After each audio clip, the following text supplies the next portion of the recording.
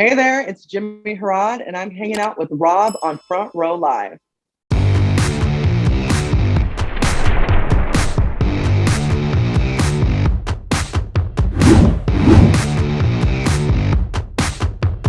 Congratulations with last night's performance. I was not just like everybody else. I was not expecting those vocals that you hit throughout the entire time, and I didn't know what to expect. I was alongside Simon when he was like, "I don't like that song," and I was like, "I haven't heard anybody cover it, so I don't know how I feel about this." And then you do this, and you pretty much made it your own. It wasn't even Annie anymore.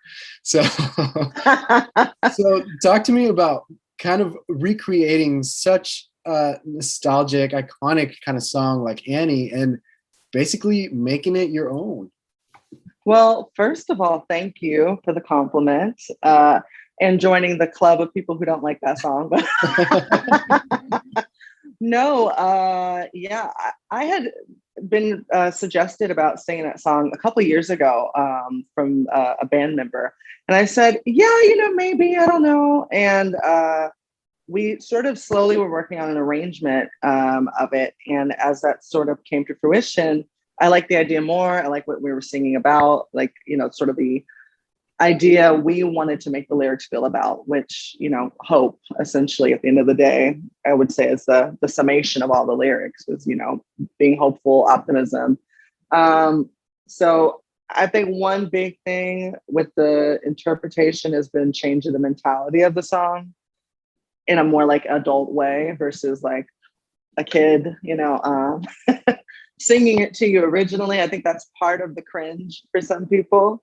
But yeah, I mean, it was amazing to change Simon's mind. I think arrangement and presentation made a big difference in that. And as far as that arrangement goes, your vocal ranges were pretty insane throughout this entire song. The way you were able to sustain those notes was even more insane. So leading it's up just to coffee. that's the secret. But leading up to this, how did you kind of perfect this? How did you practice to be able to hold them the way that you do, especially closing out the song with that long note that, I didn't even know if you were going to pass out right after, but but how did you learn to control your vocals the way that you did? So long story short, I studied music. I went to college for it. But, even there, a lot of it happens outside of the classroom. It's a lot of what you learn actually on the field or doing your job in any career, I guess. And with that song, I mean, I had to practice in apartments with neighbors, wondering if they were hearing me just scream a cappella to Annie. Not an ideal setup for practice. But that was like, especially when I first started, that was how I got myself to like get comfortable singing it, and a lot of singing into pillows and things like that. And I discovered I needed coffee to hold that note. I get lazy, I get lightheaded, if I don't have the coffee. I start getting like, okay. And that's the magic. It's Starbucks. No. So that note would have turned into like a yawn if you didn't have your coffee before that. It would have turned into screeching. It's on the cusp already. I'm like, careful. Now, prior to you actually beginning the performance, Simon had already knocked you out with his statement of "I hate this song," pretty much. So for you as a performer who was about to give it all to America and then getting that kind of verbiage right before it, like, how did you keep your focus and your mentality to be able to still commit and still perform the way that you did? I think a lot of it was, you're already entering this room and you're seeing people you've only seen on magazine covers, essentially. You've never seen them in the flesh, and your nerves are already like there. That is like a blow to hear someone's not going to like the song, but I'm like, I'm saying things people hated. It's fine. I like it. Moving on. And ultimately, I know they want to see you succeed. And so I think a little added adversity can go a long way. the final moment when Sophia was like, I didn't like it, but then she hit the buzzer. What went through your mind? That's the ultimate head fake, I think. The other three stood up, Sophia's sitting, and you have to know this happened, when they filmed this a couple months ago. I'm seeing it at home for the first time, really, just like everybody else. And, I was like, oh, Sophia is sitting. Oh, interesting. It actually all over again was like, oh, I guess she didn't like it. And in that, I think in that moment, it's just like, you have to be humble. You're like, okay, it's not everybody's cup of tea. That's 2 out of 4 are not fans. Let's just hope they don't hit the red and maybe I'm in the clear, and it was a major surprise for her to hit the gold. And it's so funny because, on the shows, they show this slowdown, this winding down the button, but it feels like that in the moment because you're anxiously waiting for the results. Time sort of stalls and you're like, what's going to happen? But seeing all that happen was, all over again, especially watching it last night was amazing and brought back all of that excitement about the moment that you don't even know what to do with that kind of energy. So, right. Now, do you feel that in that moment a couple months ago when it happened, do you feel like you understood what was going on? Or do you feel like now that you watched it on TV, now you understand, like, this really happened, this is a real deal? In the moment, I definitely was like, huh? I feel like it's a little on my face, like, oh, like this is a thing. Oh, I was super caught off guard. They tell you don't expect that. And it makes sense. There's, thousands of applicants, it's essentially auditioners. And there's only 5 to 6 chances to make that happen.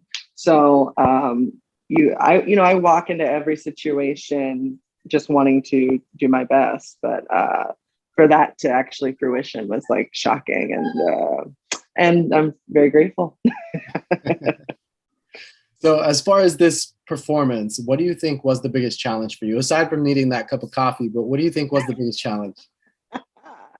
Now I assume you've been on a set before, and for people who don't know, especially in a massive competition like this, there are a million moving parts.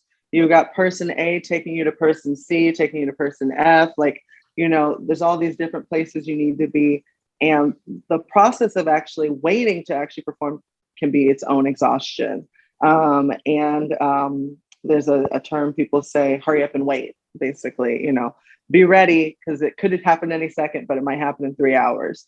And so that's a part of the magic of all that too. I think the exhaustion, and then out of nowhere the energy from the coffee, and then you just feel the excitement to be in front of the panel, and it's still quite amazing. You're the second member of Pink Martini to perform on the show, and the second one to get such great response from the judges. How do you feel that your experience with Pink Martini kind of helped you to perform the way that you did on America's Got Talent? Yeah, I can even speak a little bit like Storm. When I first started, I was sort of a sub, or not a sub. I was more like a special guest. Like they'd sprinkle in shows here and there, and similarly to the show, it felt like an audition. And I heard someone else, and I said, "Oh, okay, this is my last show." Like, so sounds great. And but I remember meeting Storm, and she was so welcoming.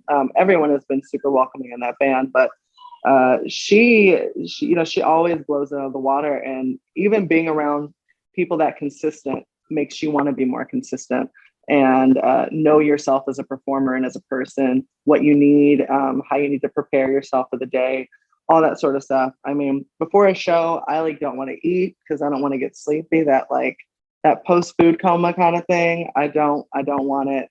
So, you learn all this about yourself, and performing with the band. That song I recorded with them. It was our band leader who initially was like, maybe you should sing this. And I was a little reluctant at first, but it's become this thing, and seeing how people are impacted by it. has made me, you know, really fall in love with performing it in a way. And getting so many opportunities to perform it has really made it a song I know intimately. I know what my voice might do, which might be something I don't want it to do. So I, you know, you kind of skate around things and I've got my bearings, I would say, like, quite intimately with that song. You know, it's really cool to get to perform something on such on a grand stage that you know so intimately. Right. Right. Now, lastly, to close us off, what can your new fan base look forward to with your music and the rest of these the rest of the show?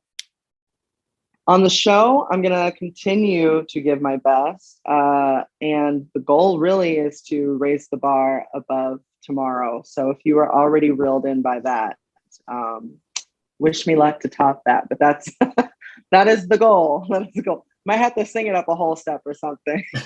Just, all right, it's higher this time. Yeah. Key change. I feel like you're going to need a bigger size coffee. It just depends on the size of the coffee. Like a different yellow outfit, like something like, you know, some backup dancers. No, and they can, you know, if they follow me on Instagram, they'll see me singing at home, bothering my boyfriend while he tries to wash the dishes, stuff like that, you know.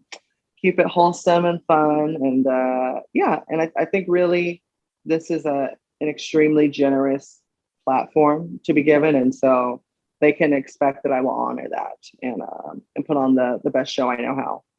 Amazing. Well, congratulations with last night's performance. And I'm definitely excited to see more from you. Thank you. Thank you for taking the time to interview me, Rob.